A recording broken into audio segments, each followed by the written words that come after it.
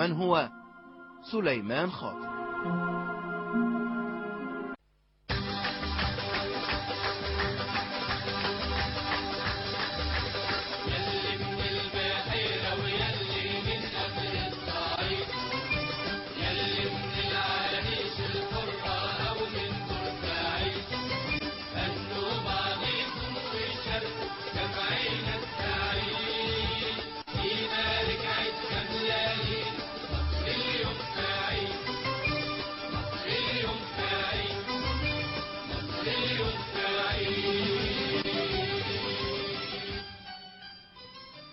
منطقة رأس بركة بالقرب من طابة في 5 أكتوبر عام 1985 قبيل غروب الشمس بقليل كان الجندي سليمان خاطر يرابض عند نقطة حدودية قبل أن يقترب من منطقة حراسته 7 إسرائيليين.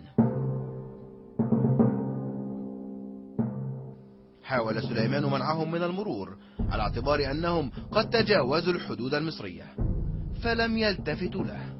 حذرهم 3 مرات فتجاهلوا تحذيره، فما كان منه إلا أن أطلق الرصاص فأرداهم قتلا.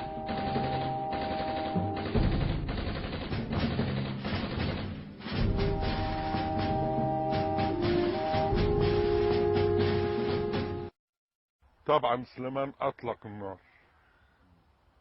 قتل 7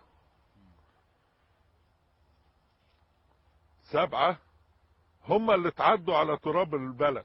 طب السلاح ده انا واخده ليه؟ عشان ارقص بيه 10 بلدي ولا عشان ادافع بيه على تراب بلدي؟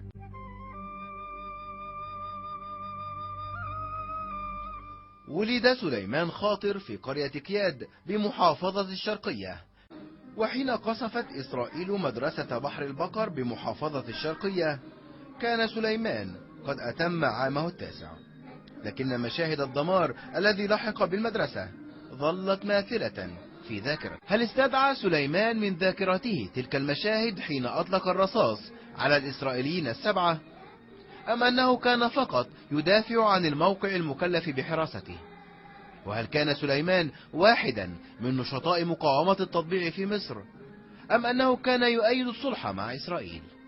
سليمان نفسه قبل العملية كان يدافع عن صانع القرار المصري، وكان لا يصدق انه كان ديفيد قسمت سيناء الى 3 قطاعات الف وب وج، وانه السياده المصريه في مشكلات حقيقيه متعلقه بالسياده المصريه في سيناء في ذلك الوقت حينما نشرت بنود اتفاقيه كامب ديفيد ومعاهده السلام.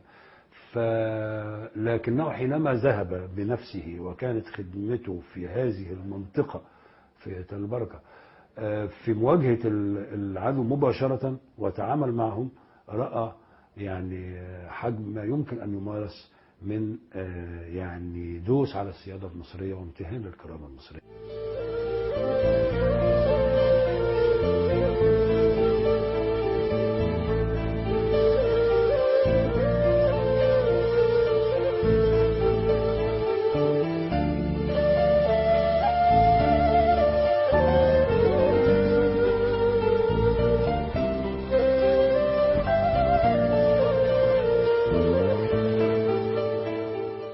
أودع سليمان السجن، لكنه كان على يقين بأن قرارا بالإفراج عنه سيصدر عاجلا أو آجلا.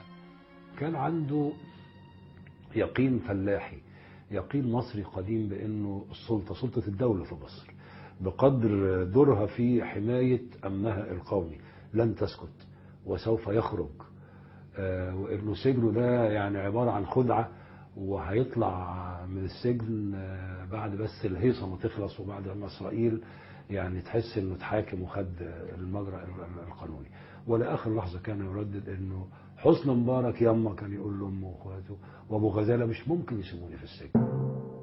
وفي اليوم 6 من شهر يناير عام 1986 أعلنت السلطات المصرية نبأ انتحار سليمان خاطر في محبسه.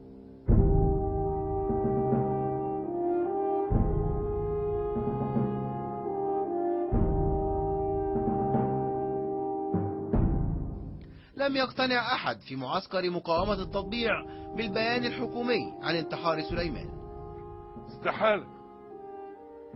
استحالة يكون سليمان خاطر انتحر، استحالة، من سابع المستحيلات. احنا رتب لينا زيارة سليمان قبل استشهاده بيوم، طلب مني معجون أسنان، كتب في القانون، بدلة صوف. من التفكير المنطقي ان واحد هينتحر عايز كتب القانون قبلها بيوم ليه؟ وجاء تقرير الطبيب الشرعي ليزيد الشكوك حول صحة رواية الانتحار.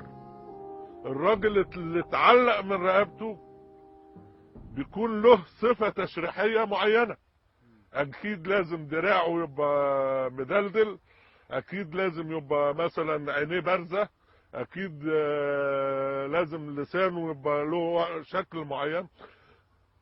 سليمان خاطر ما دخلنا المشرحة ولقينا سليمان عشان نشوف الجثة وضعها ايه، لقينا ضوافر سليمان مكسرة نتيجة مقاومة، بيقاوم عشان يعيش، مش بيستسلم عشان ينتحر ويموت، بيقاوم.